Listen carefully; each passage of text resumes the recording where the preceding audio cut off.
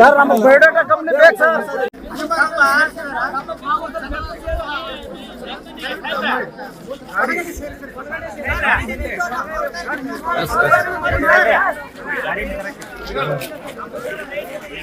ಹಾ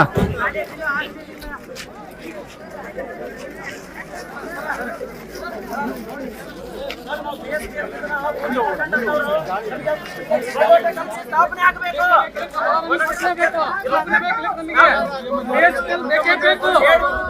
ನಾವು ಭೂಮಿ ಕೊಟ್ಟಿರಲಿಲ್ಲ ಅಂತಂದ್ರೆ ಸರ್ಕಾರಿ ನೌಕರಿ ಕೊಡಿಸ್ರಿ. ನಮಗೆ ಸ್ಟಾರ್ಟ್ ಆಗಬೇಕು, ಪ್ರಾರಂಭ ಆಗಬೇಕು. ಭೂಮಿ ಕಳ್ಕೊಂಡಂತ ನಾವು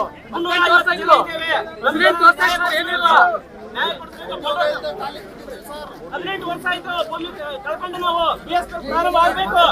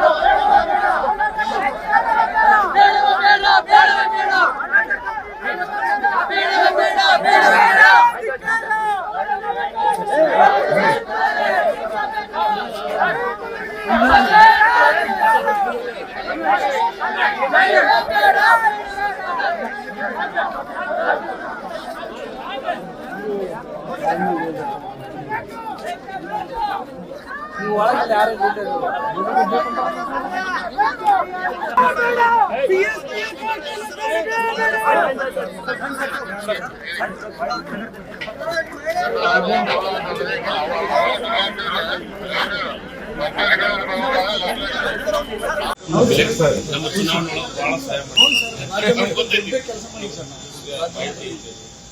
ಸರ್, ತಾವು ಭೇಟಿ ಕೊಡಬೇಕು ಬಾಧಿತ ಪ್ರದೇಶಗಳಿಗೆ. ಬಿಳಿಗೇರಿ, ಅಲ್ಲಾನಗರ, ಬಗನಾಳ, ಕಾಸರಪಳ್ಳಿ ಇದೆಯಲ್ಲ, ಇಲ್ಲಿ ತಾವು ಭೇಟಿ ಕೊಡಲೇಬೇಕು. ನಾವು ಮನವಿ ಮಾಡಿವಿ.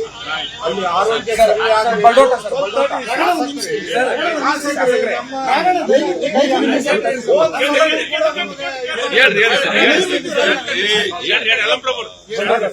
ತಾವು ಬಾಧಿತ ಪ್ರದೇಶಕ್ಕೆ ಭೇಟಿ ಕೊಡಬೇಕು. ಅಲ್ಲಿ ಜನರ ಆರೋಗ್ಯದ ಸರ್ವೆ ಆಗ್ಬೇಕು.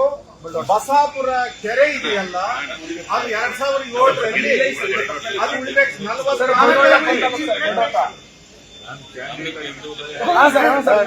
40 ಮಾಡಿ ಸರ್.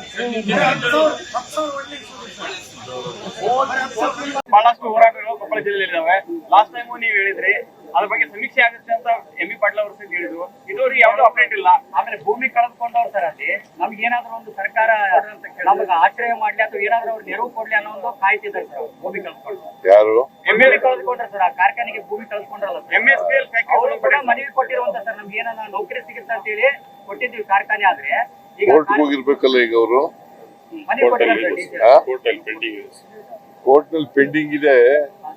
ಕೋರ್ಟ್ ನಲ್ಲಿ ನೋಡೋ ಏನಾಗುತ್ತೆ ಅಂತ. ಈಗ ಫ್ಯಾಕ್ಟರಿಯಲ್ಲಿ ದುಡಿಯೋ 3000 ಜನರ ಗತಿ ಸರ್. ಕೆಲವು ಜನ ಬಂಡವಾಳಶಾಹಿಗಳು ಪ್ಲಾಟ್ ಇರ್ತಿದ್ದಕ್ಕೆ ನಮ್ಮ ಪ್ಲಾಟ್ಗಳು ಮಾರಕ್ ಸೇಲ್ ಆಗ್ತಾ ಇಲ್ಲ ಅಂತಾರೆ. ಕೊಪ್ಪಳ ದೊಡ್ಡದಿದೆ ಸರ್.